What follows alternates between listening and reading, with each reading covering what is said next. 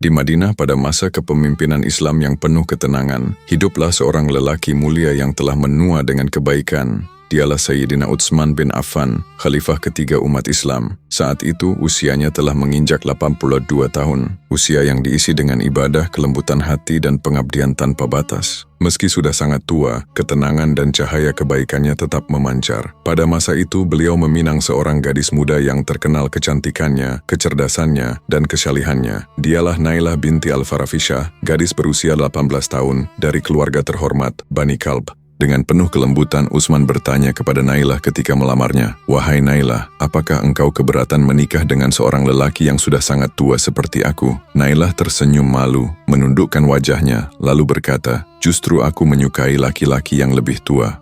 Namun Utsman membalas dengan rendah hati, "Tetapi usiaku telah melampaui ketuaan." Dengan lembut Nailah menjawab, "Masa mudamu telah engkau habiskan bersama Rasulullah Shallallahu Alaihi Wasallam. Itu membuatmu lebih mulia daripada yang lain." Mendengar ucapan itu hati Utsman luluh. Mereka pun menikah di Madinah dan Allah menganugerahi mereka seorang putri yang diberi nama Maryam binti Utsman. Hari-hari damai itu tak berlangsung lama. Gelombang fitnah mulai menggunung. Kelompok pemberontak dari berbagai kota datang berbondong-bondong ke Madinah. Kebencian yang dipelihara dalam hati mereka mengarah kepada khalifah yang lembut ini. Sampai akhirnya, rumah Utsman dikepung ribuan orang. Debu memenuhi udara, teriakan keras menggema, para pemberontak memaksa masuk. Nailah, dengan keberanian seorang wanita saleha, berdiri di depan pintu dan mengencangkan kerudungnya. Ia mencoba mencegah mereka masuk, namun pagar-pagar itu jebol. Rumah sederhana sang khalifah diterobos. Di dalam rumah Utsman sedang duduk dengan tenang. Mushaf Al-Quran terbuka di pangkuannya. Wajahnya bersinar dengan keteduhan orang yang hatinya sepenuhnya pasrah kepada Allah.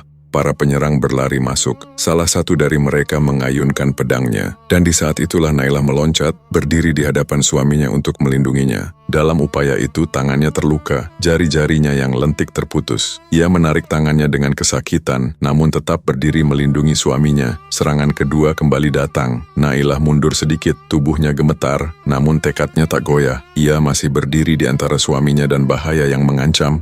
Sementara itu, mushaf yang berada di pangkuan Utsman terguncang. Halaman-halamannya bergerak, seakan menjadi saksi bisu fitnah yang sedang terjadi. Dengan segala upaya yang dilakukan Nailah, dengan jari-jari dari kedua tangannya terputus, tak mampu membendung serangan brutal pemberontak. Serangan terakhir itu kemudian menghantam tubuh Utsman bin Affan, dan mushaf yang ia baca pun tak luput terkena cipratan darahnya mengenai surah Al-Baqarah, ayat 137. "Maka Allah akan memelihara kamu dari mereka, dan dialah yang maha mendengar lagi maha mengetahui." Dalam ketenangan luar biasa, Utsman memejamkan mata. Wajahnya diliputi cahaya kedamaian. Beliau berpulang kepada Rabbnya dalam keadaan membaca Al-Quran di tengah kekacauan yang melanda. Nailah jatuh berlutut. Ia memeluk tubuh suaminya yang telah terdiam dengan air mata yang mengalir tanpa henti. Dalam suara yang pecah oleh tangis, ia berkata kepada para penyerang, "Mengapa kalian membunuh khalifah kalian? Padahal ia adalah orang yang menghidupkan malam dengan Al-Quran dan menunaikan rakaat-rakaat panjang untuk Rabbnya."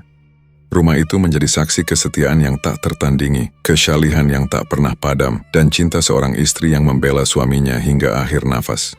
Allahumma shalli ala Sayyidina Muhammad wa ala ali Sayyidina Muhammad.